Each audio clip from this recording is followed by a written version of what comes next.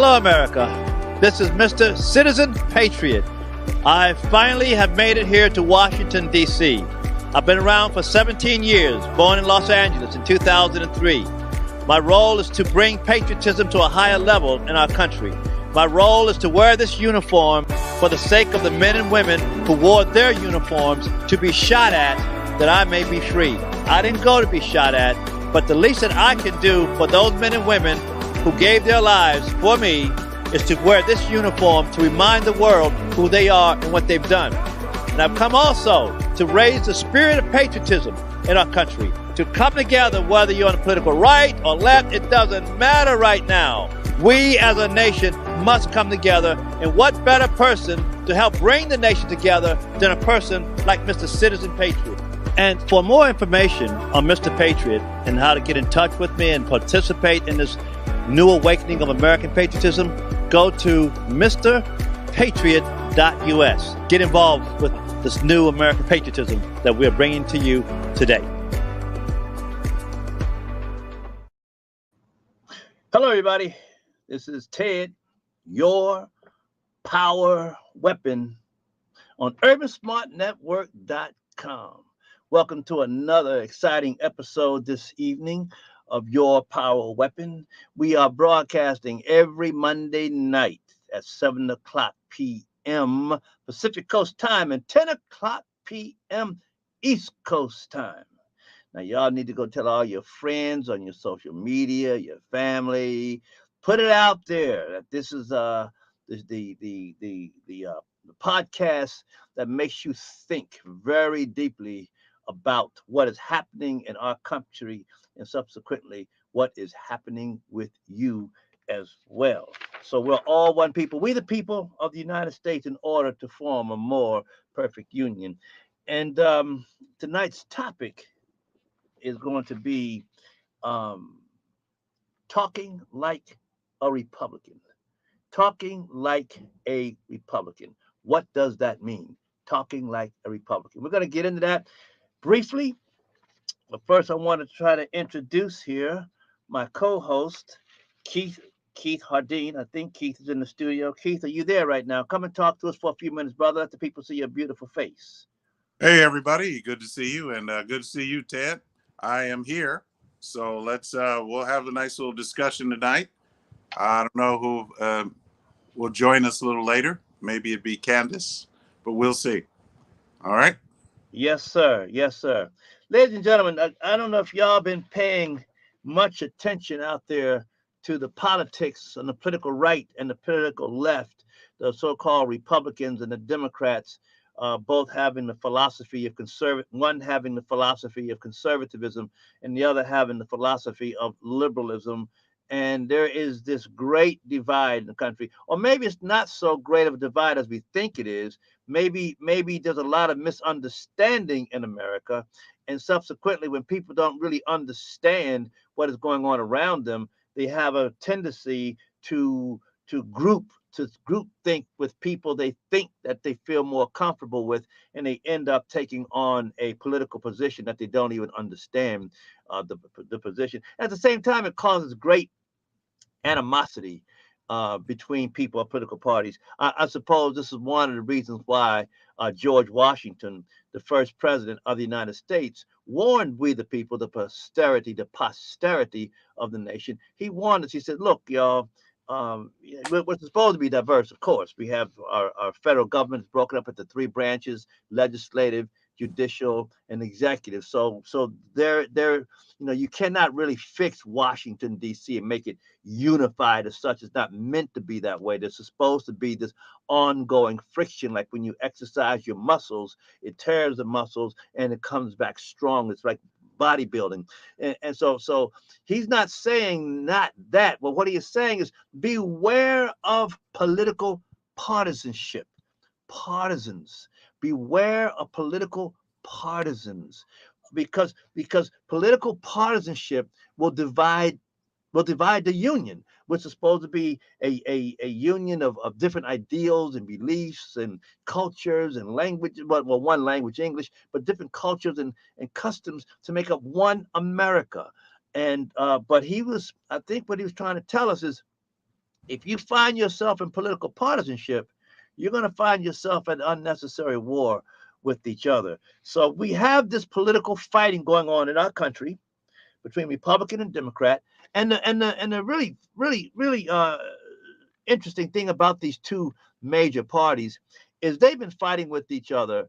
Oh my gosh, since well, from the beginning, essentially, and since 1776. They weren't called at that time necessarily Republican or Democrat per se, but the idea was there. The idea around freedom. One felt that they had the freedom to own other human beings, and another felt that they do not have the freedom to own other human beings, but all human beings should experience freedom. And it ended up, you know, in a civil war in our country and between the Republicans and the Democrats. And to this day, they have not resolved this matter between themselves.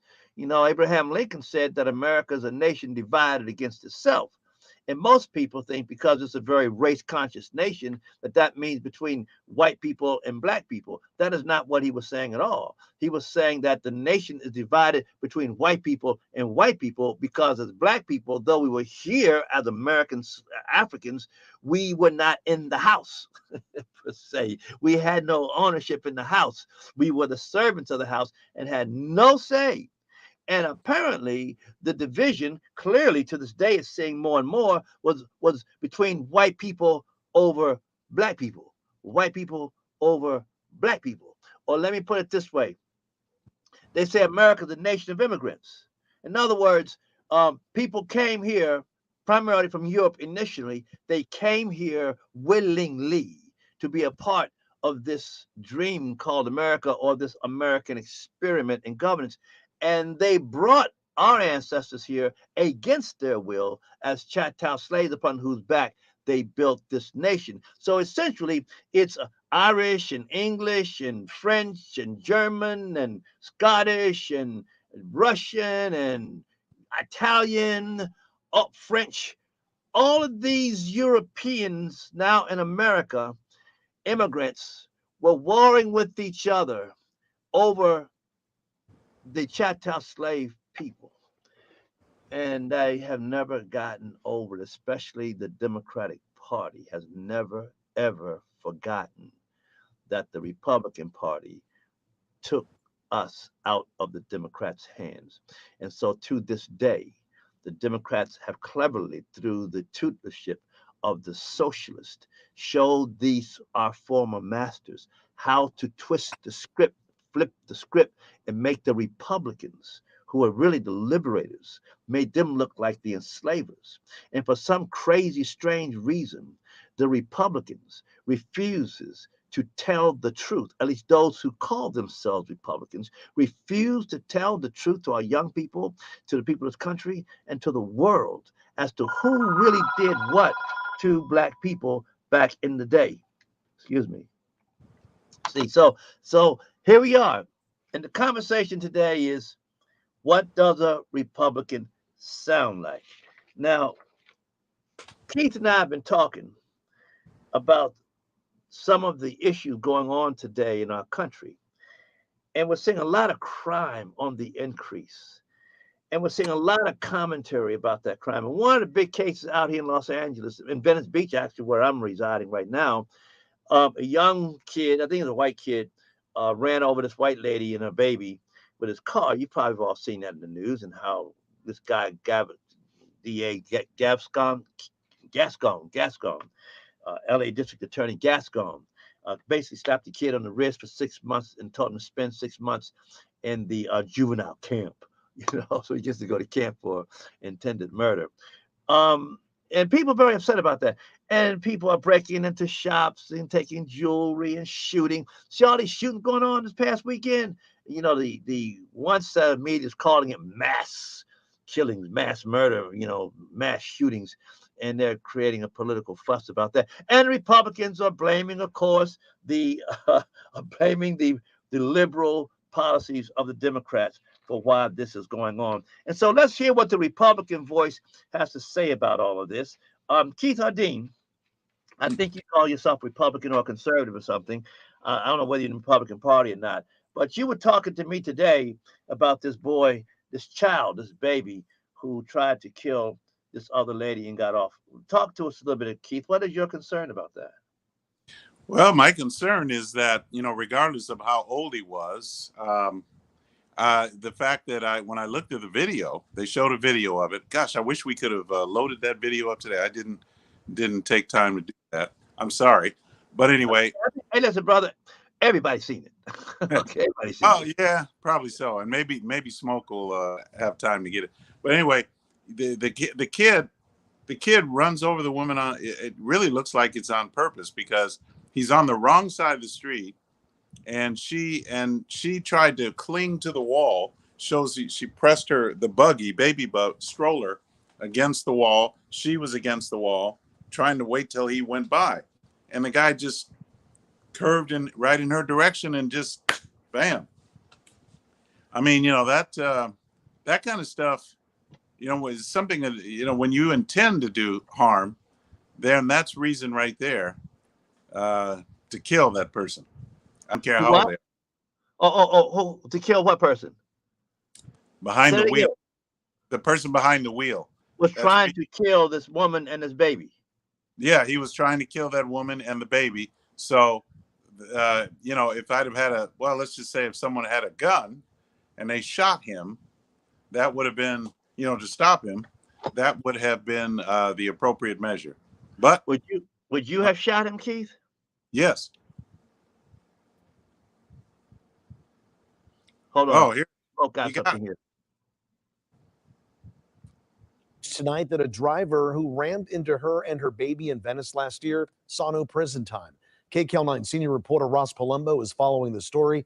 He joins us live with details. Ross? Well, Juan, that mother is furious tonight, blasting DA George Gascon because of the light sentence. She says she now feels like a victim again. The DA's office is standing by that decision, though, saying it was made based around the facts and on the law. Now, take a look at this security camera catching the stunning crash last year. In August, the driver struck a mother and hit her baby carriage, then just drove off. The driver was 16 at the time and has been sentenced now to a youth camp for 5 to 7 months. In a new victim impact statement, the mother says she thought her 8-month-old child was killed at first. There's a lot of cases like this where the victims are seriously injured and they're victimized and they're not getting justice and they're frustrated. And this can happen to anybody. It's a public safety issue. And everybody should be concerned that you cannot, under Gascon's LA County and his policies, you can't push your kid in a stroller down the street without worrying about becoming a victim of a crime. Well, that deputy DA is saying he believes the youth camp is more like a YMCA camp than any sort of jail facility. Now, in her statement, the mother also now saying, I thought those were the last moments of our lives. We were dead.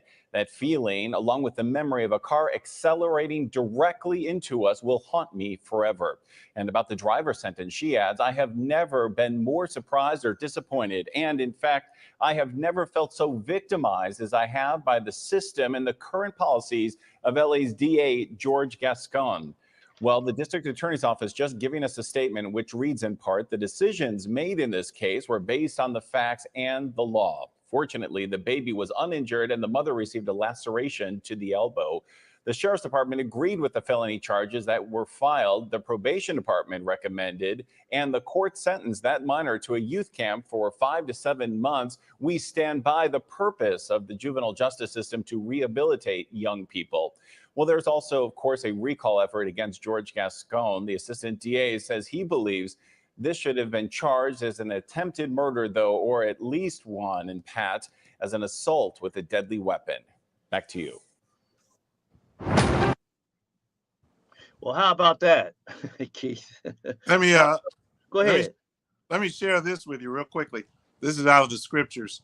Job, the book of Job, chapter 24, verse 9, starting there. The wicked rebel against the light and are not acquainted with the right and the good.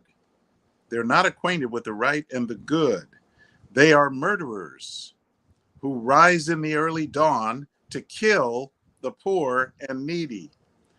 At night, they are thieves and adulterers, waiting for the twilight. when no one will see me. They say they mask their faces. Interesting. How about that one? They mask their faces. No, so no one will see them or know them. So these are the wicked. Some of the characteristics of the wicked. And I think it's true. It's pretty much evident what we see and happening in society today. And if I had been that one, if I had had I'll tell you, if I'd had a gun and I was standing where that woman was, I would have not hesitated a moment to fire into that vehicle. So there Well, you see, go. yeah, and you of course being trained to do that, most people would panic when a car like that is coming and when think. But then again, if a person does have a gun, maybe they have been trained to use it in a circumstance like that. You know, when I hear all this talk about the crime wave, and everybody seems to blame it on Joe Biden and say, well, it's Biden's and the liberals' policies for that, and homelessness and all of these things that's going on in our country. You know, you keep hearing conservatives and liberals yelling back and forth at each other at who is to blame. I know that the so-called liberals, they want to ban all weapons in the country and regulate that, and then there's people on the right who are saying no, we should be able to have our guns. Keith, what is your position on that? Do you think that the guns that guns should be taken out of the hands of young people and other folks who aren't qualified or whatever? And do you think we should ban guns in this country? Well, let's see. The Constitution, Second Amendment, says the right to keep and bear arms shall not be infringed. Shall not means under no circumstances. That means, and arms means weapons. So it applies to guns, knives, swords, sticks, shovels, picks, axes, hammers, Hands, fist, teeth. hands, fists, feet, anything that you consider, any tool that you could use or pick up in your hand as a weapon. I mean, and yet they should not outlaw any weapon. So any weapon that you could pick up, just a basic pen. This is a pen, but it's a special pen. It's called, it's called a improvised weapon.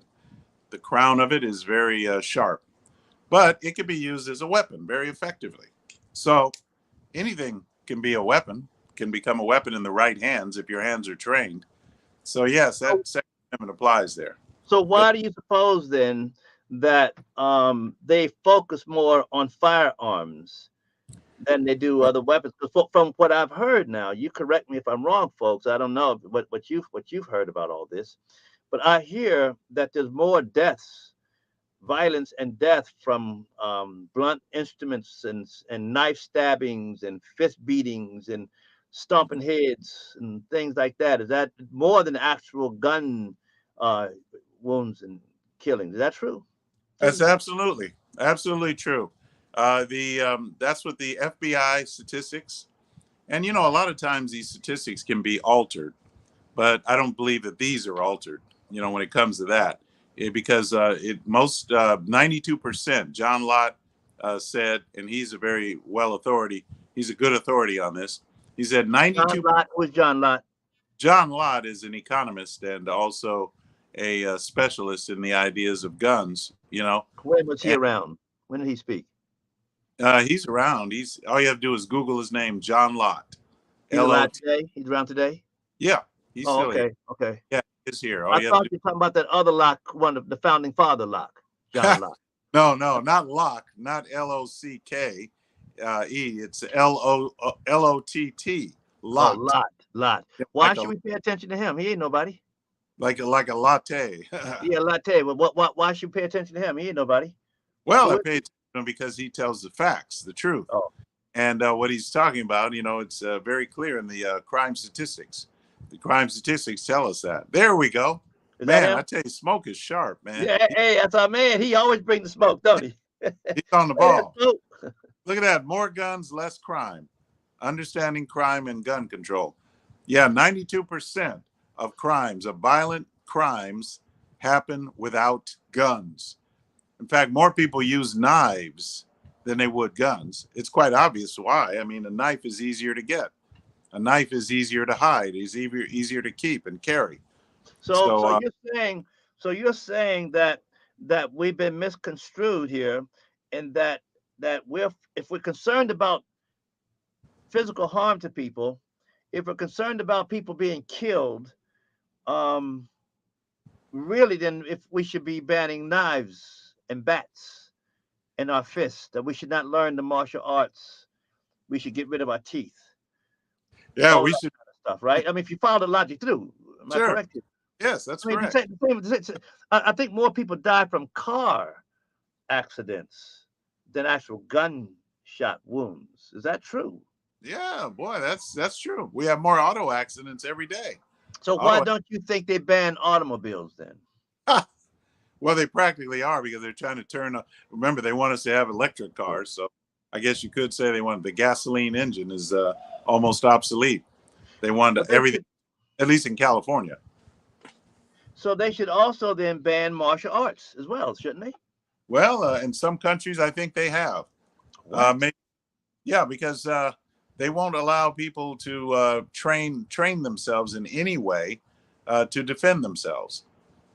You Well, see? ladies and gentlemen, I suggest that you do some research and look up Nazi Germany, because I Yeah, believe that Nazi Germany, before they were able to fully take over, they through a series of laws eventually disarmed the civilian population of Germany, so that it made it a lot easier for the Nazi war machine to first of all subdue its own country, and then it went out and subdued all the rest. Excuse me, all the rest of the countries around it. And so you think that we're kind of whoever is behind this is pushing us into that in that position, Keith? oh yes, I do, and I'm sure you do too. Well, let me Nice. ask you. Well, I'm trying to educate the audience here. You're a good person to do that with. Um, when it comes to arms, I also understand and that heard and understand read. You corrected here that the we were given a Second Amendment, not just so much to stop the thug or the criminal from breaking into our private domain or protecting our personal person, we're out in the streets, whatever, but that was also intended so that the civilians could put up an armed resistance in case our military went rogue to prevent a military coup from taking place. Is that correct? Yeah, I have See, a lot of some. people don't know that. A lot of people don't know that. That Yeah, that that that was the first reason for why we yeah, were armed. I have some thoughts on that. I'm, I I'm think, sure you do.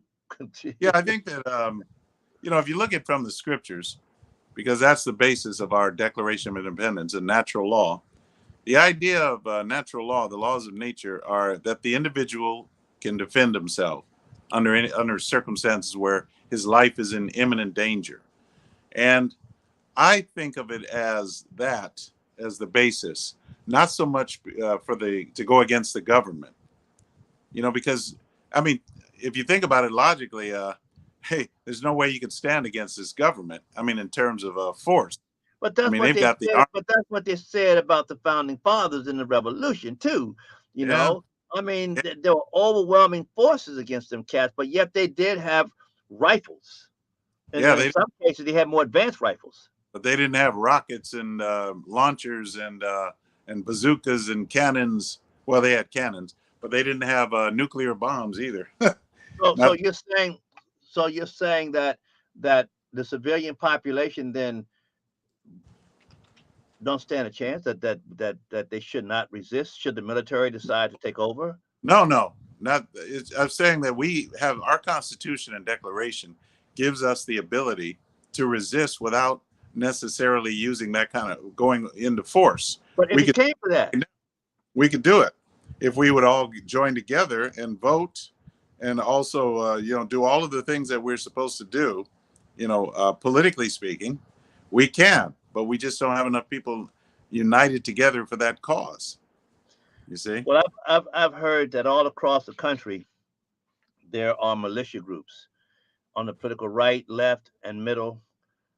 Some are just all white, some just all black, some are a mixture of people. of all kind of people, but they're training every weekend different of these militia groups around the country, and they don't have just 22 pistols and hunting rifles, but they actually have automatic rifles, and some people have machine guns and Yeah, they bazookas and rockets and different things like that. This is what I've been hearing. This is true. I would not. I'm not gonna. I would not. I don't think that that's the way to go. I really don't. Well, what's That's the way to go then? Then why did founding because fathers give you that right to have this equipment? the founders were not resisting government. They were not resisting. Remember, they didn't kill the king. They did not try to But they killed assassinate. the kings. They killed the king's extensionaries, Yeah, his alter egos. He sent them boys over here to put over there, down the rebellion, and they shot them kids, man. but they didn't go over there to try to kill the king. If they could, they would have. They They, didn't have a ship to get him over there. they They could get defended to the their, hands around the king's neck. They'd have choked him out. no, they defended their territory. They weren't going against government because they were British citizens and they knew it. And they said they loved their country. They did not want to at first. That's why they had a hard time in that convention dealing with the Declaration of Independence. And then when the king, he sealed the fate because he sent that, they sent an olive branch to him and he returned with a hanging. He said that basically they would be hung. So they were men that were definitely hunted by the king. Yet, Because they were outlawed against the government. Their exactly. own government. That they were causing a bloody, violent revolution, and they had to have guns to do that, like the Minutemen, for example. Yeah. And otherwise, I don't know. Then maybe the Second Amendment should go. There's no need for it, is it? If it's just for There's a need for it because we have groups like, for instance, they come over that border, and you got people that live on the border. They have ranches, and yet there are people who come over that border and kill their livestock, and they invade their ranches. So that's when we have domestic and foreign invasion, we have to stand to protect it when government is failing to do it. So we do need that Second Amendment. And you have mobs of people smashing and grabbing, breaking in, going around just like they did with Black Lives Matter when they took over that police station in Seattle and they had that encampment. So we need, we definitely need the Second Amendment. That's why we need those weapons. do you suppose that if things continue to get out of order in America, that we're going to see the rise of vigilantism with all these weapons that these cats got out there, I do. all these Yes, I guns do. and things? Yes, sir. That's why I try to do my part. My part is to train people.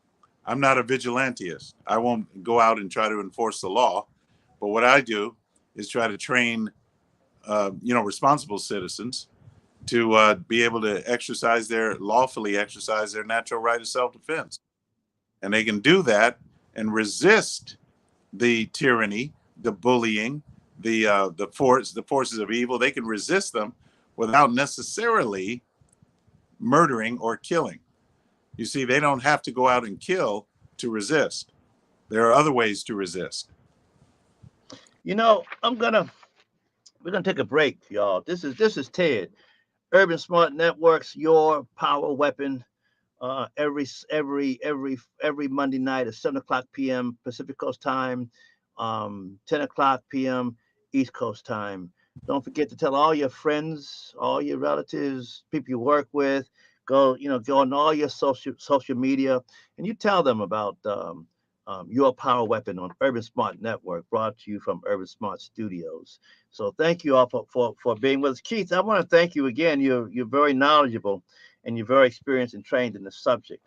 I want to move to something here because I still don't hear out there in the country right now, particularly from the so-called Republicans, how to address these issues properly. In fact, let me segue real quick back again to the gun thing one more time. A Republican talking point that is being missed. From what I understand, Keith, that the NRA was birthed out of the idea that the first persons in this country who were not allowed to bear arms were the American Africans. Is that true? That they built their foundation on that idea that really the American Africans should be armed? That's correct, sir. You got it. The American Africans were definitely trying to arm themselves against the KKK, not against the government, mind you, the KKK. So that's a very interesting. I have to say that because of our last conversation here. Um, just to remind people that it's not the government that we are fighting. Remember, the government is based on the Constitution, representative government. We don't fight that. We support that. We defend that. Anything contrary to that, that's what we fight. I Well, hope I was clear on that. no, no, we're hearing you. And ladies and gentlemen, listen to this. This is the Emancipation Proclamation of Abraham Lincoln. It was signed on January 1st, 1863. January 1st, New Year's Day, New Year's, new beginning, 1863. The Emancipation Proclamation was the beginning of the ending of chattel slavery in this country. And one of the things, the tenets here in the document of the law says this about black men being armed. He said, and by virtue of the power and for the purpose of the aforesaid, I do order and declare that all persons held as slaves within the said designated states and parts of states are and henceforth shall be free. And the executive government of the United States, including the military and the naval authorities thereof, will recognize and maintain the freedom of said persons. And I hereby enjoin upon the people so declared to be free, to abstain from all violence unless unless in necessary of self-defense. Y'all hear that? Yeah, Abraham Lincoln went against a tradition in this country where American Africans who were also slaves were not allowed to have weapons for their defense. Abraham Lincoln in this document, in this law, said that these folks should be able to defend themselves, and that's by any means necessary. That's why sometimes, Keith, I say that the Black Panthers and Malcolm X, man, they were conservatives. I guess what they call that or whatever it is. They understood this. Then apparently they must have understood it, or just out of a sense of awareness. But yeah, it says right here. And also at the same time, the same document, Emancipation Proclamation, also brought black men, American Africans, into the Union Army to go and fight the Confederate Army, which was primarily pretty much 99% white guys. So black men were given the right to kill white guys in defense of their right to be free. Interesting stuff, isn't it, folks? Keith, what do you think of that? I think that's a very interesting point. Yes, and matter of fact, self-defense has to be exercised with restraint, because even in self-defense, you should only use the amount of force reasonable to appropriately match the force that's being used against you. That is actually in the law, and I believe that law works based on the scriptures. Jesus. So if a cat came at me with a 22 pistol, I can take him down with my Mac 10. That would be right. I can't take him with my Mac 10. I gotta get a 22 pistol. That's right. If that's what it takes. Wait. So ahead, okay, I'm packing a 9mm, and some dude jumps out the bush on me around the corner. He's got a 22 pistol. Saying, "Get him up." I'm not allowed to pull my 9mm because it's not equal force, is it? That's right. That's right. So you mean okay? I'm a little confused now. So therefore, I got to have a 22, a 9mm, a Mac 10, an assault weapon, just in case. So I got to. Oh, I'm messing with you, brother. Well, you got to make sure you don't deceive the audience. Hey, Keith, I'm being extreme. No, I know you are. I know. But listen, when you say assault weapon, just remember any weapon can be an assault weapon. An assault, yeah. If you attack somebody, too, right? There they are. See, there they are. My problem with them young men. Look at them young boys, man. My problem with them young boys is that those are shotguns for one thing. Yeah. And number two, they only got but so much armament there. If the white boys decide to take them on, all them cats are dead. Yeah. the mistake that the Panthers made, they let the FBI, undercover agents, folks, get up in there with them, black cats, and told these brothers that the white man only understands one thing, and that's guns and weaponry and arms, and you have a Second Amendment right to defend yourself, and Abraham Lincoln told you could defend yourself. Fine. Their mistake is they're out there brandishing weapons. Right. But I've been taught, never brandish your martial arts in the public. Never brandish your weapons in the public, That's because right. because you're asking for trouble. Don't let the enemy know what you have in your hands. Let him come through your door. Then That's right. you let him know. How'd that boy say that? That Italian dude in Scarface? He said, "Hello." They're on the side of the door. They were banging. He said, "Hello to my brand new friend." And he had some kind of automatic weapon and went Yeah. off on. So don't put it out there. Let him come to your door. But see, by doing that, that gave J. Edgar Hoover and the supremacists and the people who knew that these cats were following communist, Marxist, socialist doctrine an excuse to Right. start taking them out. That's right. And that's what they got in trouble for. It wasn't because they had the guns. And the guns were, they were, like you said, they were brandishing it. They weren't exercising self-defense. There was no need to have them guns out there like that. That's right. Interesting. So why don't the so here we go. Where is the Republican voice on this? Let me read something to you about the Republicans. It started around this whole mess of the Kansas-Nebraska Act, which the Republicans, well, they weren't called Republicans at the time. They were Whigs and some were Democrats. They were abolitionists, primarily white people, and very few black folks was all involved in there, American Africans. And they came together in a place called Ripon, Wisconsin, ladies and gentlemen, 1854 and 1856. And they wanted to stop the expansion of slavery into the Western territories. And that began this whole conversation of slavery in general. But listen to this. The Kansas-Nebraska Act took effect on May the 30th. But even before this, on February the 28th, a few dozen of its opponents met in Ripon, Wisconsin. I've been there. I've seen this place. To call for my brother, my big brother's the one who introduced me because he was in the Republican Party.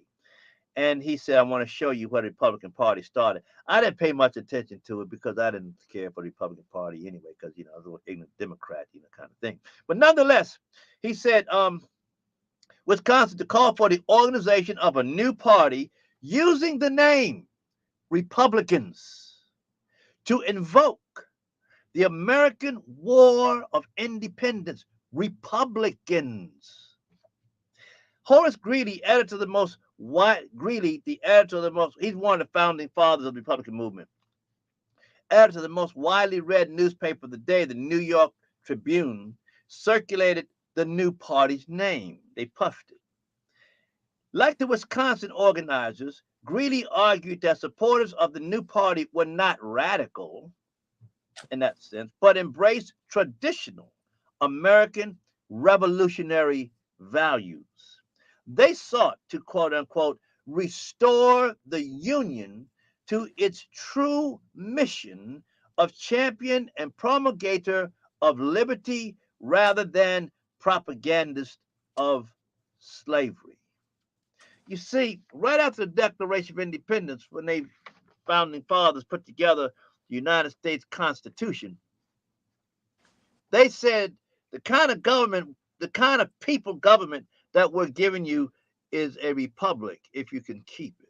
And that means that Article 4, Section 4 of the U.S. Constitution says that this United States of America, this union, is a republican form of government. Therefore, everybody in America, every U.S. citizen, regardless of what party you should not be involved with, you are Republican. We are Republicans, all of us. It says nowhere in the Constitution or in the Declaration of Independence that we are a democracy. They talk about our democracy. Take that nasty word out of your mouth. Wash your mouth out with some soap and some Listerine or something, man, because that's part of why we are deceived and confused around here by a certain Democratic Party, because everybody thinks that we're all Democrats. We are not. This is not democracy.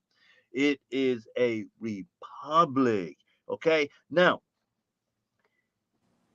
the coalition took on the name Republican to represent the ideals of Americanism, which is republicanism, and it's all outlined in the Constitution, so forth and so on.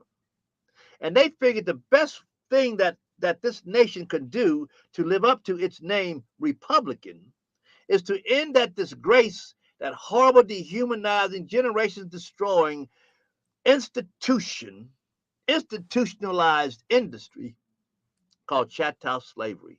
They felt that that was a blight on everything Republican. It was a blight on everything American. And they said, we're going to put an end to that. And so they did. And so they tried. They rated they created the 13th, the 14th, the 15th Amendment, of course, the Emancipation Proclamation, upon whose these three documents are built. These are the documents of the Republicans. It was the Republicans who put together the anti-Ku Klux Klan laws. The two platforms: the Democratic platform for the white man, Republican platform for the Negro. People don't realize, even though white people primarily built the Republican Party, they built a house for the slaves. That's the Republicans have nothing else but this issue is the number one discussion, but you don't hear it amongst the Republicans, so-called. What you will hear all this conversation about conservative values, not American, conservative values. And subsequently, they at the same time call themselves Republicans.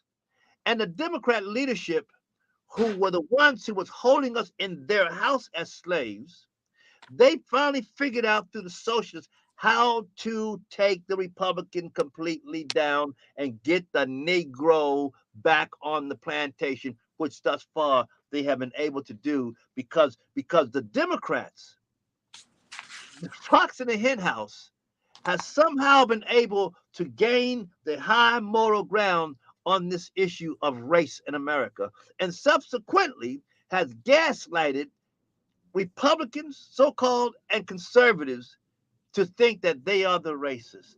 And this is why we have this rampant crime in the country. Look, people, think about this. The reason we have this crime rate soaring like crazy, one of the main reasons is we want to defund the police. Why do we want to defund the police? Because the police kills black men. That's why we want to defund the police. And because we've done that, look at what has happened. You know when this defund the police business started, ladies and gentlemen? The 1964 Watts riot. Okay? Young black man got into a confrontation with the police. They jacked him up. They didn't kill him. They jacked him up. And a bunch of black folks standing around saw it, went crazy, and things got out of hand. Okay? Boo the police. And then down through our history, you'll find every time that a young black man gets taken out by the police, a young black man, if you check it, generally was violating the law, doing something stupid, then everybody jumps up and down and say the white police are killing black men. And the first thing that the Democrats and the liberals holler out is what? In order to save black men's lives, defund the police. What am I saying here? I'm saying that because the Republicans have abandoned black folks in this country, because they've abandoned that rhetoric, the Democrats have picked that rhetoric up, and they're now using that. And they have been able to use it so effectively, we're very close to losing this Union Republic that our founding fathers gave to us, won for us. That's the trickery of all of this, Keith. If Republicans, so-called, would start speaking Republican rhetoric, we can back this thing up. What do you think, brother? Yes, I do. Matter of fact, I go back to the laws of nature, our declaration, the scriptures. Interesting how Esther, Queen Esther, Queen of the Jews, she went to the king She went to the king. I'm not going to make. I'll do it real quickly. She went to the king and asked for permission. She wanted the king to decree that the Jews would be armed to protect themselves because they were their lives were threatened. Yes, that was behind this guy named I forget his name right now. Mordecai. Haman. Yeah, He had a spirit of Adolf Hitler inside of him, and he yeah. wanted, ladies and gentlemen, he wanted to kill all the Jews throughout the Persian kingdom. He wanted to do a whole complete Holocaust genocide on Jews. But go ahead, Keith. Well, yeah, He that's happened to be a Jewish girl, right? correct. Married So to the king. yeah, Esther. So Esther was she was pretty tough. So she went to the king, and the king granted her permission. And so the king decreed that they decreed that the Jews would be arm themselves, so they would be ready to protect themselves. The Jews assembled in their cities throughout all the provinces, and it says those who lay hands on. It says to lay hands on those who sought their harm, and no one could stand before them for the dread of them that had fallen on all the people. So, in other words, the Jews had the permission of the king, and we don't really need no permission of the king, but that was the king back then. So now we have a republic and a Second Amendment. So if you think about We have the Emancipation Proclamation, which emancipation, specifically right, tells you this was part of your freedom to that's arm right. yourself. That's right. Now you got it. Thank you, sir. You're such an articulate man. But Well, that's very important. it is important. It is the first law in this country, though it's an executive order law that addresses us directly as far as our freedom. And this is God willing, y'all. One day soon, I hope anyway, to get a have January the 1st declared as a national, not a national holiday so much, but a national day, a day in which the whole nation remembers that this was the first law to free America from chattel slavery, that black and white alike need to celebrate this. This is more, in my opinion, if there was going to be a holiday, it should have been January 1st and not Juneteenth, because January 1st is far more important than Juneteenth. I mean, come on, man. The reason why they found out about slavery was that white general brought it to him, told him. But eventually, they was going to find out that slavery was over anyway, eventually. So what's so big and important about celebrating Juneteenth and having another barbecue with some red beans and Kool-Aid and Yeah. parades and shaking the booty? What's so important about that? But yet we overlook the most important piece of law to our very existence. January 1st, 1863. January 1st. And God willing, y'all, maybe here on Urban Smart Network, uh, in your power weapon, we can kind of get a movement going to get January 1st declared as a national day that everybody we don't want to get off work, but well, we off work anyway that day because it's January the 1st, the New Year's Day anyway. So it'd be perfect for us to acknowledge that day. But we'll get to that. But Keith, Maybe and yeah, gentlemen, maybe we sure. ought to call it Emancipation Day. Emancipation Day. That's a very good one, brother. I like that. Emancipation Day, Emancipation Proclamation Day. And we're gonna, good idea. Let's do that because it's something I believe if black people and those who want to call themselves Republicans can understand this, we could turn these things around. If Republicans would say what you just said a minute ago, but in this context, that would change a lot of things too, I believe. Well, yeah, I agree. I agree. That's why the Declaration is so important. The Declaration of Independence, the Emancipation Proclamation, these are parts of history that we have neglected to study and teach our kids. It should be in the Constitution, all of those things. They're supposed to be in our teaching. Well, that's our fault. We, the people, have failed in our responsibility to oversee our government employees, whether elected or whether they're appointed. I want Smoke to play a clip because I want to kind of end the podcast tonight on this note, because something very important is happening out here in Venice Beach.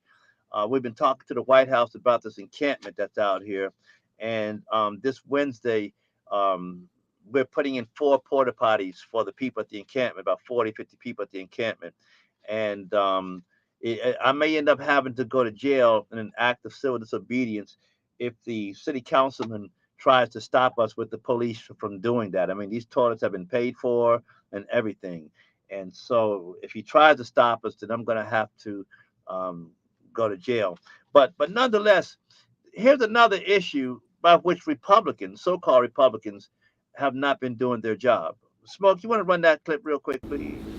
I want to I want to make something very clear about homelessness, and particularly about systemic racism as the reason for why there are so many black homeless people in America today, mainly in the urban centers of our country. There's a lot of talk now about the policies of the Democrats, who basically have run the cities of America for quite a while, where most black folks are, that their policies, their liberal policies, that are the root cause for why we have homelessness and, of course, black homelessness. And there's a lot of truth to that, and historical truth to that.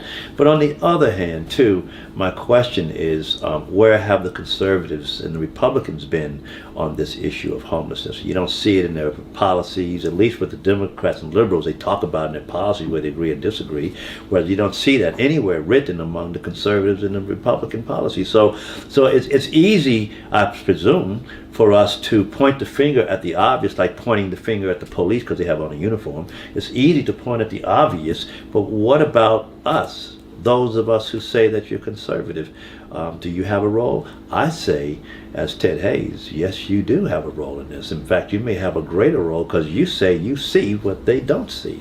So basically what I'm trying to say, folks, is this.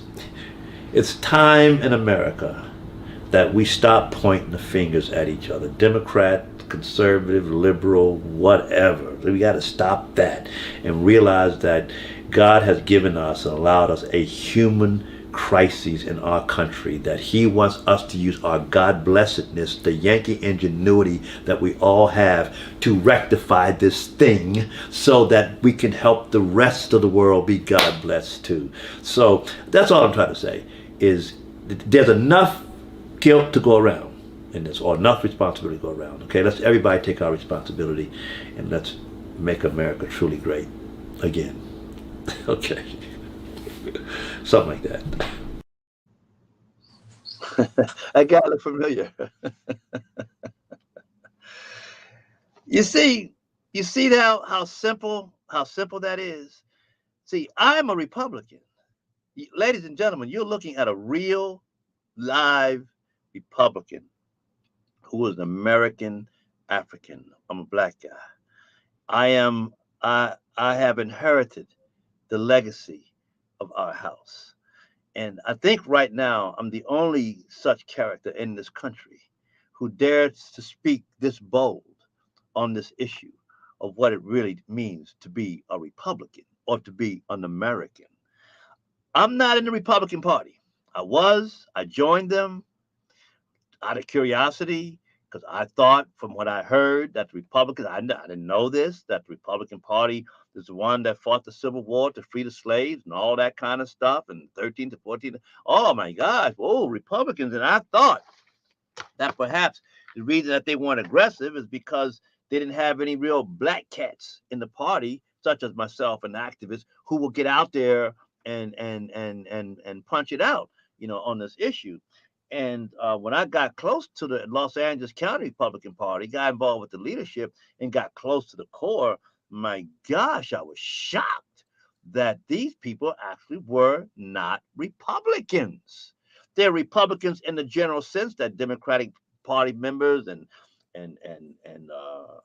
no name party members and Green Party members, whatever your party political partisanship is, you are still an American if you're a U.S. citizen. You are still a Republican if you are a U.S. citizen. But I recognize these cats were not of the 1854-56 party that was birthed in Ripon, Wisconsin. These people, in my opinion, were worse than the Democrats, because they say they see, and they have abandoned the moral high ground cause of this nation, whereby sacredly 740,000 innocent young white boys and men, along with 30,000 young black boys and men, fought in the Civil War, died, suffered, they and their families, over cats, people that look like me, okay? And Republicans are refusing, these people in Washington or wherever they're based, here in LA, they are refusing to tell you what I just told you. That makes them more dangerous because they know better. All these young black men, you see them on TV committing crimes, they won't say it. These are black kids primarily out here shooting and killing each other. Republicans should be addressing this because this is the commodity of their party. They should be caucusing together and figuring out we got to address this. We're losing the mission of ripping Wisconsin. What's going on here? They need to sit down with all these so-called black conservatives or whatever they call themselves and say, what can we do? And when I woke up to what was going on, and I began to talk about this, and I began to come out the Republican Party, I ended up losing my Dome Village because of it for the homeless. Got ran out that mug. And man said to me, Ted, if the Republicans care so much about the homeless and black people, let them help you for a while. I've helped you for 13 years. They haven't done nothing. Let them help you. And you know what? He was absolutely correct, because they did not help us. Just like right now, right here, right now in Venice Beach, they are nowhere to be seen. No Republicans, except for one or two friends of mine. Apart from that, the party should be on top of this homelessness matter. Yet, at the same time, if you bring up homelessness to these so-called Republicans, the first thing they'll say, well, it's the liberal policies of the Democrats and the socialists that has all of these people homeless. Therefore, we need to elect more conservatives.